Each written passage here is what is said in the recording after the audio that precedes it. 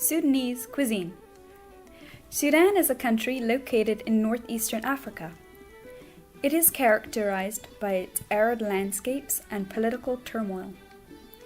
Sudan has a population of close to 40 million and a diverse range of ethnic groups and languages. Islam is Sudan's predominant religion.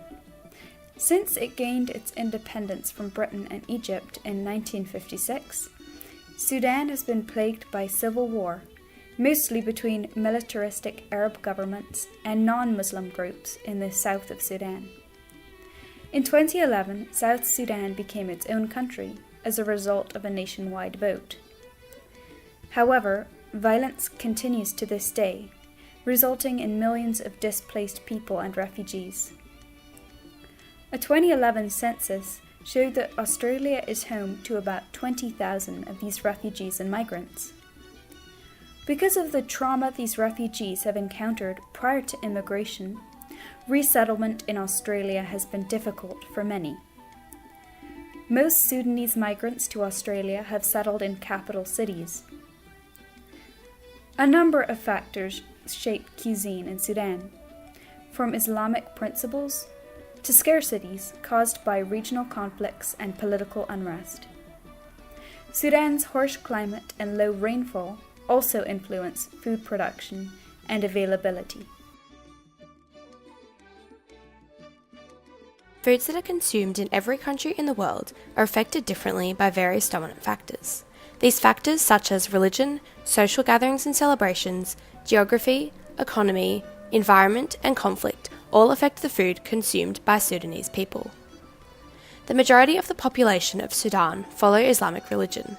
This has a substantial impact on the food they eat, as Muslims only consume halal food and avoid haram foods, and also go through periods of fasting. In Arabic, halal means permitted, and haram translates to forbidden. The main haram foods are pork, alcohol, and drugs. Although pork is not to be eaten, other meat and poultry can be consumed if they follow strict rules in order to be halal. Some of these rules state the animal must be alive before being slaughtered, the animal must be slaughtered in the name of Allah, and the animal must be slaughtered in a way that it can be drained of all its blood. When eating in any setting in Sudan, whether public or private, casual or formal, dining etiquette is very important. Usually, men and women eat separately from one another, and food is eaten with the hands, traditionally with the right hand. Many different occasions are celebrated by Sudanese people, various of which are religious celebrations that involve some type of food. Eid al-Fitr, the breaking of the Ramadan fast, usually involves getting together for a large shared meal with lots of family and friends. The Eid al-Adha is another very sacred Islamic holiday, in which an animal is sacrificed and part of the meat from the animal is given to the poor. Sudan has a very harsh tropical climate, with temperatures reaching the low to mid-40s in summer. This ultimately has a big impact on their food security. Irregular patterns of rain result in Sudan experiencing intense droughts and floods. Over time, the droughts have caused damage to the harvests and ruined the soil, leaving large areas dry and unusable for crops. Floods have also caused irreversible damage to the crops over the years. Irregular rainfall in Sudan also affects the water supply, as in 2016, over 80% of the population relied on rainfall for their water supply. While this limited rainfall affects the agriculture and water supply, it also affects the livestock production. Not being able to maintain the livestock with suitable terrain and water means that even more food sources are compromised in Sudan. The types of soil in Sudan can be divided into three predominant categories: dry sandy desert, clay soil, and sandy soil. The clay soil is important as it is used in some areas to grow staple crops such as sorghum. This clay soil is specifically utilised closer to the Nile, as this is where irrigation systems are in place, with pumps distributing water to the crops from the river. In other areas further away from rivers, the soil is much drier and can be hard to use for agriculture. Sudan is one of the poorest countries in the world, with people earning very little income and almost half the population living in poverty. This clearly has a massive effect on the food security of the people of Sudan. The World Food Programme works in Sudan to distribute food to those who cannot get it, prevent malnutrition, and in various other important areas. Since the independence of South Sudan in 2011, there has been ongoing conflict between some southern Sudanese states. This conflict has affected the lives of many, more specifically causing a rise in food insecurity. Those near areas of conflict are in direct threat as they are not able to have access to the agriculture around them. Since the outbreak of this conflict, South Kordofan, a Sudanese province, has lost access to vast amounts of farmland.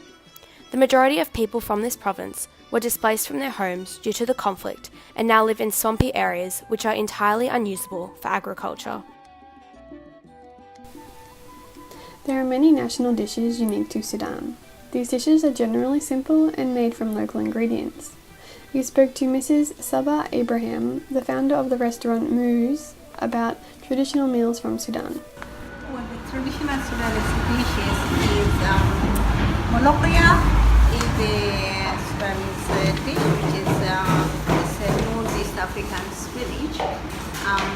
Basically, it mixes with meat. You can mix it with pork or lamb or beef or chicken, and then you put dill on it. That's one of the traditional dish in Sudan.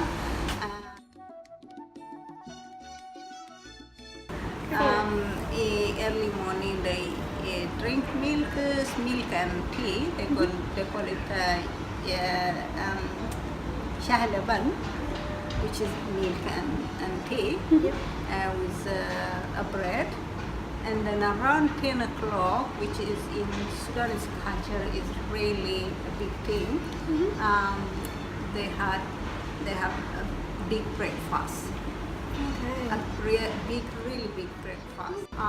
In my experience, they don't eat a big dinner, but they eat a big breakfast and then a big lunch, which is almost dinner time in Australia. Yeah. A traditional day of eating consists of only 2 meals, breakfast and dinner. Breakfast begins with a cup of tea or coffee. Coffee is prepared with coffee beans that have been fried over hot charcoals and then ground with ginger, cloves and spices. It is then strained through a sieve, sweetened with sugar and served in tiny china cups. Breakfast is eaten in the mid to late morning around 9 to 11 a.m. It is the most important meal of the day. It generally consists of bean dishes like full madams and bread kisra, or a porridge of asida. Dinner is eaten at around 3 p.m. after everyone has finished work. Depending on the financial situation of the family, dinner can vary from stews such as bamia, an okra and lamb stew. Stews are generally made from dried meats, onions, spices and peanut butter. However, to the poorer social class, dinner could be a simple affair of kisra or just tea. The Sudanese love anything sweet, from adding sugar to their hot drinks to sweets. Baklava is a popular sweet pastry made from honey and nuts. Zalabia is a deep-fried sweet similar to a donut. Fruits such as mango, bananas and grapefruits are enjoyed across the country depending on the availability and location. Dates are a popular dried fruit which are grown from the top of the Egyptian border in the north all the way to the River Nile south. With around 97% of the Sudanese population adhering to a Muslim faith, many of their festive celebrations are centered around the Islamic faith. Ramadan is an eagerly awaited celebration in Sudan. Preparations begin weeks in advance for the month of Ramadan, which happens on the 9th month of the Islamic calendar, and is a month of fasting to commemorate the first revelation of the Quran to Muhammad according to Islamic belief. During the fast, they will eat their meals before sunset and after sunset with no food in between. A typical meal consumed throughout the month is mulla waika, cooked dry okra stew, mulla rob, curdled milk, onions and flour, taken with kisra or either coffee or tea. At the end of the month of Ramadan, there is a big celebration to conclude the holy month, which is called Eid al-Fitr. There are mass celebrations across the mosques throughout the country. Families gather for a feast, exchange gifts, and reflect the month of Ramadan. These feasts consist of asida with a tomato sauce base. They will visit neighbors, and sweets such as kak, a sugar cookie, will be exchanged. Many of the Sudanese immigrants in Australia are refugees. Upon arriving in Australia, they have limited English language, which in turn has impact on their settlement in Australia. Due to poor English skills, they have experienced health issues such as malnutrition because of the Sudanese community have been unable to read food labels in supermarkets, resulting in either going hungry or not eating properly. A popular cooking ingredient in Sudanese food is sorghum flour. Sorghum is Australia's third largest grown crop. However, that being said, it is primarily fed to livestock. The flour isn't something that is found in the grocery store, but in specialty stores. Kisara bread and asida porridge, both are traditionally made with sorghum flour. However, the Sudanese communities have adapted these recipes to use rice flour and corn flour, which can be bought in the supermarket. Australian dietary guidelines is to provide information to the public in what is best for their health and well-being. The guideline contains information on the types of amounts of food groups, as well as dietary patterns that aim for a balanced diet and reduce the risk of diet-related conditions such as high cholesterol and obesity. Australian Guide to Healthy Eating recommend a quantity of daily intake from 5 food groups. These 5 food groups are grains, vegetables, fruits, dairies, and proteins. In contrast, Sudan is a less developed, low-income and food deficit country. The climate in Sudan is one of the causes for insufficient availability of food. Sudanese diet generally consists of grains, beans, fruits, and vegetables. Sources of meat and fish in the country are limited. Their daily intake mainly consists of staple foods such as kisra bread and asida porridge. Stews made of beans, vegetables, and occasionally meat is added when they could afford. Sudanese generally share a tray of food with the whole family at the end of the day.